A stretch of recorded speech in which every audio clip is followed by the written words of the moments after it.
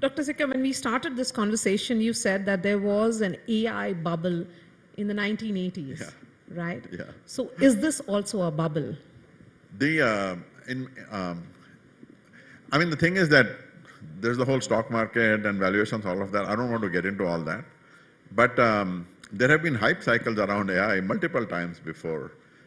When Frank Rosenblatt built the perceptron in the 1950s, the New York Times had a headline that the scientist has built a system that mimics the human brain, and so there have been hype around AI many times before. In the 1980s, there was a whole massive hype around AI. There were VCs that were exclusively AI VCs.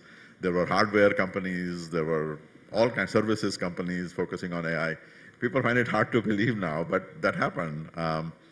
The If you look at the math today, there are a few gaps. Let's put it like this. For example, NVIDIA, which is one of the incredible companies, they have done extraordinary engineering. If you look at their revenues are in the neighborhood of $60 billion a quarter. So that's about $250 billion a year, let's say, give or take. They make a real product. They make a GPU. It's about the size of a toaster oven. People buy it, $250 billion a year. This is real.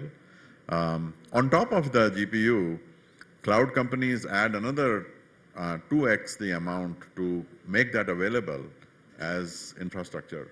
So that's around 750, 800 billion a year of real spend. So far we are in the real world. And then people expenses on top of it and all that. If you amortize this 800 billion over, let's say, 4 years, that means you need 200 billion a year in revenue just to recover these 800 billion in spend. So where is that 200 billion? OpenAI is at what, 15, 20 billion revenue, something like this. So there is a huge gap. And that gap, you could say that gap is a bubble, you could say that gap is a gap in the kind of applications that people have not been able to produce yet. But it is very clear that yes, there is a severe shortage of GPUs and all of that. But at the same time, valuable applications of AI that enterprises or other people find worthwhile are not there yet. And we need to deal with that. So as a visionary, what will be your cautionary tale on AI? Because if there has been similar bubbles multiple times in the past. You have to invest carefully, make sure there is ROI and things like this. And on the other hand, if you are an application builder, right now, sky is the limit for you. Sky is the limit. And AI is not future, AI is present. AI is here, it is in the present.